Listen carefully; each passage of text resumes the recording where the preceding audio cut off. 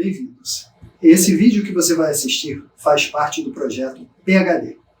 Para quem ainda não nos conhece, somos profissionais desenvolvedores de estratégias de educação em saúde. Fazemos parte de um grupo que conta com profissionais especialistas, qualificados, engajados em um grande projeto de educação à distância que privilegia o conhecimento focado na utilidade prática do dia a dia. Para tanto, desenvolvemos um método acima de tudo objetivo, evitando as informações repetitivas e muitas vezes inúteis, mas ainda assim moldado nas mais atuais bases científicas. Não se esqueça de, ao final do vídeo, dar um like para ajudar mais pessoas como você a terem acesso ao nosso material. E também, não se esqueça, inscreva-se no nosso canal para nos ajudar a produzir cada vez mais conteúdos e para ter acesso imediato aos nossos projetos de educação. E é por tudo isso que faço um convite especial a você. Vem fazer acontecer, vem ser PHD. Meu nome é Carlos Alberto Marenga Júnior. Sou médico, tenho 34 anos de exercício profissional. Sou especialista em diagnóstico por imagem, com área de atuação em ultrassonografia geral pelo Colégio Brasileiro de Radiologia e pela Sociedade Brasileira de Ultrassonografia. Possuo também especialidades em medicina intensiva e medicina do exercício e do esporte, todas com reconhecimento pelo Conselho Federal de Medicina e pela Associação Médica Brasileira. Gosto, no início da nossa conversa, de trazer uma homenagem aos milhares de médicos por todo o mundo que trabalharam incessantemente, sob risco de suas próprias vidas, durante a pandemia da Covid-19. Todos nós que atuamos na linha de frente perdemos muitos colegas, heróis da vida real, que deram suas vidas exercendo seu ofício, tentando salvar vidas, contra uma doença desconhecida, ainda sem tratamento. Essa música, de Paulo Valese, foi lançada 27 anos antes da pandemia, gravada no Brasil por Renato Russo, e parece que previa essa doença terrível que acometeu o mundo, ao mesmo tempo que celebra a força e a persistência dos profissionais de saúde que lutaram incansavelmente, isolados dos seus filhos e de suas famílias. Por isso estamos aqui, fazendo acontecer, transmitindo conhecimento para as novas gerações, para que no momento certo reconheçam essa força que subsiste na alma de todo profissional de saúde, que se doa para salvar a vida do próximo, custe o que custar, seguindo o seu sonho de um mundo melhor, aquele em que as pessoas vivam mais, com mais saúde e paz. Venho nesse nosso encontro compartilhar a minha experiência profissional, a fim de que você, profissional de saúde, seja capaz de indicar de maneira adequada essa ferramenta excepcional que é o diagnóstico por imagem, com competência e na sua prática diária. Existe uma publicação do Colégio Brasileiro de Radiologia chamada de Critérios de Adequação de Exames de Imagem e Radioterapia, que indica os procedimentos de imagem mais adequados em cada situação. Quando se fala em um paciente internado em ambiente hospitalar, é importante entender que há limitações que não se aplicam a pacientes das rotinas ambulatoriais. E essas limitações são muito relevantes nos critérios de adequação. Um exemplo. Para um paciente restrito no leito, uma radiografia simples pode ser mais útil que uma tomografia computadorizada. Afinal, não posso trazer o tomógrafo no leito, mas o raio-x eu posso. Quando decidimos qual exame realizar, temos que considerar primeiramente as bases físicas de cada método. Não existe um método que seja 100% melhor que o outro. Na realidade, o que difere é a forma de geração de imagens. Isso pode tornar um exame mais adequado, mesmo que seja mais antigo do que outro. Dependendo das limitações do paciente internado, seja de transporte ou de decúbito, ou mesmo por degradação de sistemas orgânicos, certos exames podem ser contraindicados. Outra limitação que pode ser relevante, principalmente em regiões de mais baixos recursos, é o custo para se obter o método, ou para repor peças em caso de manutenção. Nesses casos, é relevante que se tenha uma noção de escala de adequação. Quanto à resolução tecidual, os métodos que têm base física em radiação ionizante, como a tomografia computadorizada e a radiografia, têm melhor resolução diagnóstica em estruturas ósseas e cavidades aéreas. A radiografia tem pouquíssima resolução de partes moles, enquanto a grande revolução da tomografia computadorizada foi conseguir a resolução de partes moles através da radiação ionizante. Já a ultrassonografia, ressonância magnética nuclear, tem melhor resolução de partes moles, sendo ruins na avaliação de partes ósseas. A ressonância supera os demais métodos no que se refere a músculos, cartilagens, parênquima cerebral, sendo muito limitado para ossos e contraindicado para partes metálicas. A ultrassonografia supera os demais métodos na avaliação de líquidos e é muito boa para a avaliação de partes moles, somente sofrendo limitação em pacientes volumosos por conta da atenuação tecidual e também não forma imagens no interior de órgãos repletos de gases. E o ultrassom também não ultrapassa ossos ou próteses. Outra questão importante é a avaliação vascular. Nos métodos de imagem radiológicos, o contraste pressupõe riscos de anafilaxia e de nefropatia por contraste.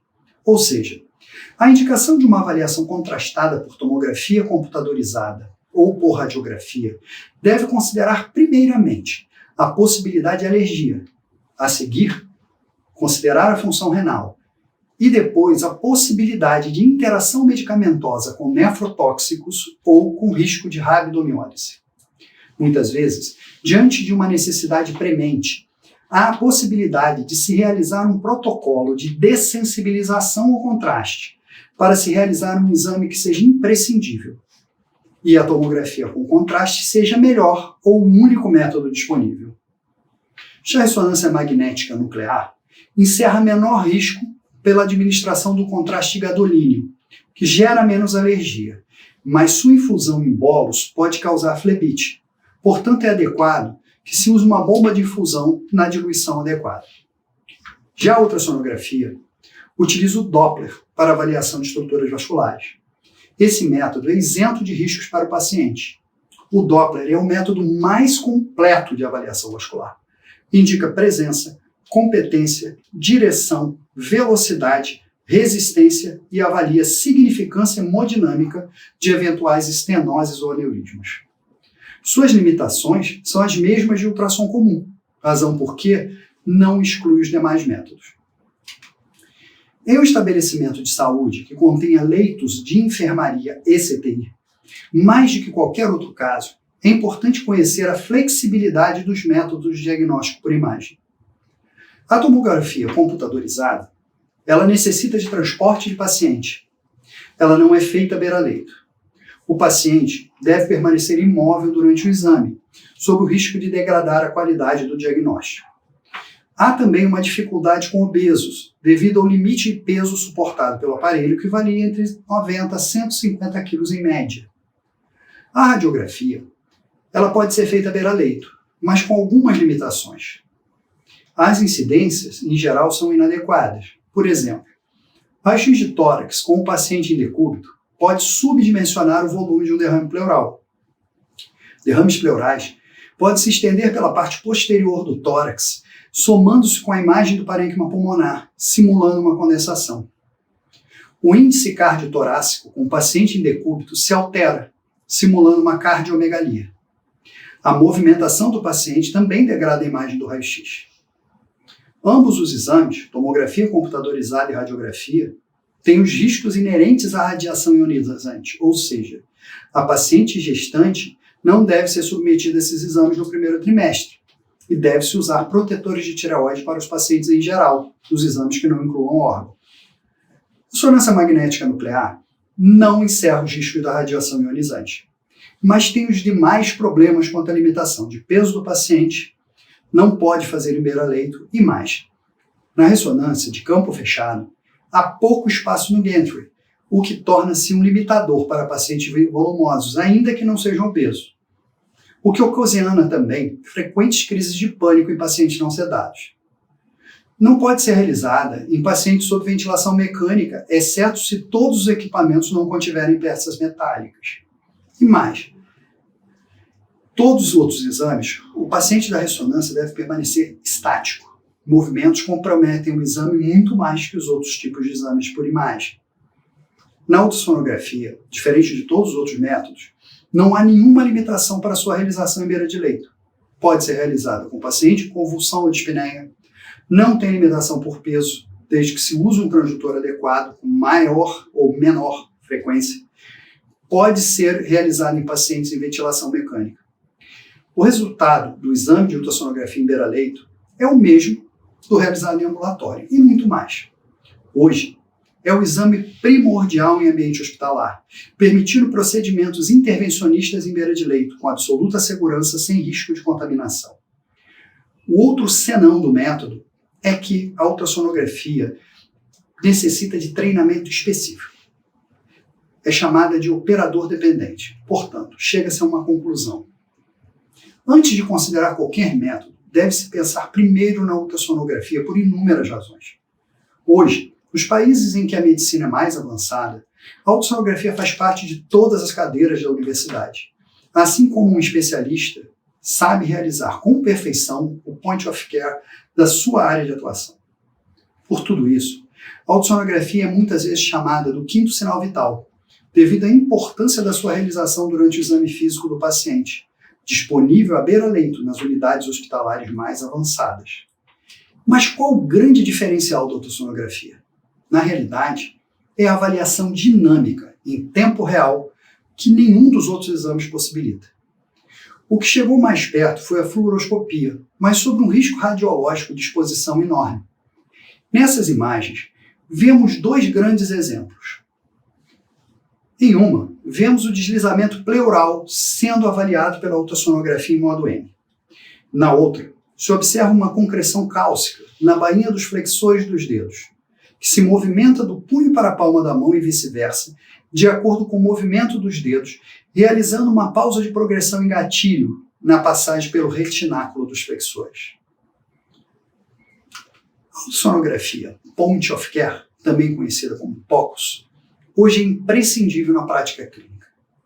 Existem, portanto, várias situações em que a ultrassonografia é utilizada pelos profissionais de saúde na rotina hospitalar. Na admissão dos pacientes, a fim de aferir a indicação de internação, utiliza-se os métodos de FAST ou EFAST, principalmente em casos de trauma ou politrauma. Também essa técnica pode ser utilizada na suspeita de um abdômen agudo, caso em que se pode avaliar peristalse, coleções, massas. Outra situação em que se usa o ultrassom é o paciente internado que sofre uma deterioração clínica. Um exemplo prático é o paciente que internado aguardando um procedimento sofre uma dispneia súbita. Um POCUS pulmonar pode diferenciar o agravamento de uma infecção pulmonar de um derrame pleural, por exemplo, o que pode ser resolvido com uma toracocentese de alívio, evitando uma intubação orotraqueal desnecessária. No caso do paciente ter que ser intubado, se pode realizar a ultrassonografia antes, para avaliação do trajeto, estimando se a coluna aérea é característica de uma intubação difícil. Durante, para observar a progressão do tubo orotraqueal. E após, para identificar o deslizamento pleural, definindo se a posição do tubo está correta. Ou seja, se ela não está no esôfago e se este não está seletivo. A ultrassonografia pode ser utilizada no acompanhamento da PCR, não só para verificar se há batimentos cardíacos após cada ciclo de compressão, mas também checar se os batimentos são efetivos. Vale lembrar que muitas vezes os batimentos retornam ritmos anômalos, podendo inclusive ser necessária uma desfibrilação. Há também os casos de instabilidade hemodinâmica súbita.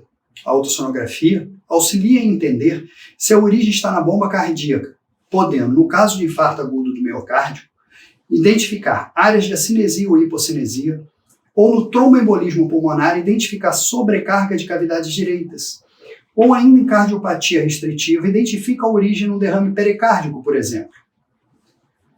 Alguns procedimentos podem ser orientados ou checados pela ultrassonografia, como, por exemplo, caso de não haver raio-x no setor, identificar se a sonda nasointeral está bem posicionada.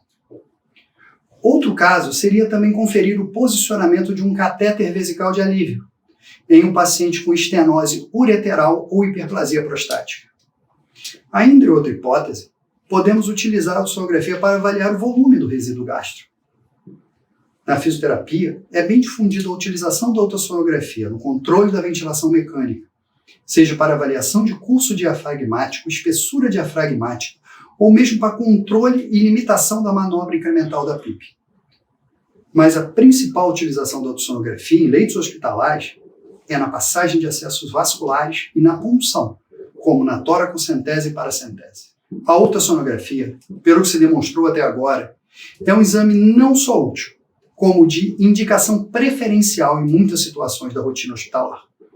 A ultrassonografia supera a tomografia computadorizada pelo critério de adequação na avaliação de líquidos, portanto, sendo mais precisa no diagnóstico de colecistolitíase, derrame pleural, ascite, na avaliação das câmaras cardíacas, ressaltando as informações que o Doppler proporciona, tornando também um método de escolha para avaliação de hipertensão porta, estenose de artérias renais, fluxo paraquimatoso renal, como rim transplantado. Nesse mesmo sentido, traz informações mais completas sobre aneurismas e tromboses. A ultrassonografia também supera a tomografia em avaliações superficiais com Doppler, como tireoide, glândulas salivares e hérnias.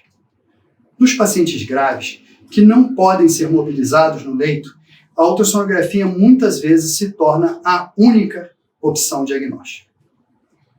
Uma outra situação importante emergiu na época do combate à pandemia. No caso de disseminação de doenças infecciosas, a ultrassonografia é o exame que pode ser realizado no leito e você não precisa deslocar o paciente até o aparelho, transportando o risco de contaminação em todo o trajeto do paciente, além dos setores de espera e salas de exame. De fato, o aparelho pode ser mantido dentro da enfermaria com o paciente, sem ter que ser deslocado, minimizando sobremaneira o risco de disseminação da doença. Nesse aspecto, vale lembrar da revolução que a ultrassonografia pulmonar significou durante a pandemia. Em alguns países da Europa, o colapso do sistema de saúde ocorreu muito precocemente. Isso sobrecarregou as salas de exame e o transporte dos pacientes para realizar a tomografia era cercado de cuidados especiais por conta do alto risco de contaminação de profissionais e outros pacientes internados na mesma unidade de saúde. Mas até o advento da pandemia, pouco se conhecia do protocolo de ultrassonografia pulmonar, sua sensibilidade e utilidade. A ultrassonografia pulmonar tem mais de 85% de correlação com a tomografia computadorizada na avaliação de lesões de tipo vidro fosco. É melhor que a TC na avaliação do derrame pleural. É capaz de identificar e analisar, inclusive vascularização de tumores torácicos faceados à caixa torácica ou envoltos por derrame pleural. Permite avaliação de deslizamento pleural para avaliação de pneumotórax, tubação seletiva, telectasias e fibrose pulmonar. Permite avaliação de curso diafragmático, que reflete a expansibilidade pulmonar. Possibilita o diagnóstico de consolidações peripleurais. E, com a aplicação do protocolo adequado, traz uma análise segura da evolução da doença. A punção merece uma atenção muito especial. A ultrassonografia trouxe uma revolução na forma e na segurança para se puncionar no ambiente hospitalar, tanto nos acessos superficiais quanto profundos. Nesse caso, usa-se a ultrassonografia primeiro em uma análise pré-procedimental. Nessa fase, usa-se o aparelho de ultrassom a fim de preparar um procedimento mais seguro, analisando as seguintes variáveis. Primeiramente, para identificar os riscos envolvidos no trajeto da agulha, como vasos, nervos, que podem se interpor, evitando lesões iatrogênicas. Logo após, passa-se a identificação de variações anatômicas. Alguns vasos, como por exemplo as femorais, possuem alto índice de variações anatômicas do seu trajeto. Você pode encontrar, por exemplo, uma artéria femoral se sobrepondo à veia. Nesse caso, há grave risco de lesão da artéria femoral, causando vultuoso sangramento ou até pseudoneurismas. Dessa forma, quando se encontra algum risco de punção, a ultrassonografia permite que se eleja portais alternativos e mais seguros. A ultrassonografia também vai permitir que você mensure com precisão a distância em profundidade do vaso do seu interesse, para que seja possível verificar se a sua agulha alcança com segurança. Nos casos de punção de líquidos em cavidade, como em uma toracocentese ou uma paracentese, os debris podem trazer informação da necessidade de se recorrer a agulhas com maior calibre, devido à densidade do líquido a ser aspirado. Durante a segunda fase, a parte procedimental da punção, a ultrassonografia permite guiar com precisão a agulha até o vaso do seu interesse, corrigindo o curso da agulha sempre que necessário. Por evidente, o procedimento torna-se mais rápido, menos doloroso, trazendo menos estresse ao paciente e reduzindo o risco de lesão ao órgão-alvo. Por fim, na fase pós-procedimental, se pode revisar a localização do catéter implantado, assegurando-se da segurança do procedimento que foi realizado. É importante ressaltar que o melhor equipamento para uso em enfermaria é sempre o mais portátil possível.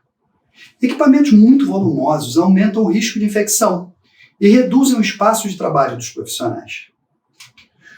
Nos centros de excelência em medicina, a punção guiada não é considerada como uma opção, mas é uma necessidade. A realização de qualquer punção não guiada, havendo disponibilidade de equipamento de ultrassonografia, é considerada pelo consenso europeu como uma má prática médica. A incidência de acidentes de punção, quando guiada por ultrassonografia, cai para cerca de 10% das ocorrências de punções às cegas. Há, com estudos comprobatórios, uma redução de desperdício de material de punção tão significativa que muitas vezes cobre o custo do equipamento e do profissional que a manipula. Note-se que essas questões transcendem a boa prática hospitalar e adentram os processos de gestão em saúde. Por evidente, a redução de tempo de internação, minimizando a incidência de acidentes de punção, assim como a própria redução do desperdício de materiais, tem forte impacto nos custos em saúde. Vejamos esse caso ilustrativo nos vídeos apresentados nesse slide. Esse é um caso de um paciente que estava internado no CTI, onde eu trabalhava como rotina médica intensivista. Estava dispineico, na área de isolamento de Covid positivo, e fui solicitado por um colega a avaliar, realizando POCUS cardiovascular, uma vez que estava com saturação decrescente, com forte angústia e queixando-se de dor torácica, portanto, sob suspeita de um evento cardiovascular. Na análise do ecocardiograma, não havia qualquer alteração significativa. Na ultrassonografia pulmonar, identifiquei um derrame pleural bilateral, de cerca de 1.500 ml em cada hemitórax. Solicitei então, em respeito ao fluxo da unidade onde estava trabalhando, a presença do plantonista da cirurgia para drenagem e alívio dos sintomas do paciente. O cirurgião, então, iniciou a punção pela técnica preconizada e, após algumas tentativas, redirecionando a agulha em vários sentidos, disse que não havia um derrame tão grande, pois somente conseguiu retirar 20 ml com a seringa. Nesse momento, eu pedi licença para guiar o procedimento. Nesse vídeo na sua tela, você observa claramente o que estava ocorrendo. A agulha foi introduzida em uma loja pequena de derrame e ficou aderida ao septo, impedindo que pudesse retirar qualquer volume.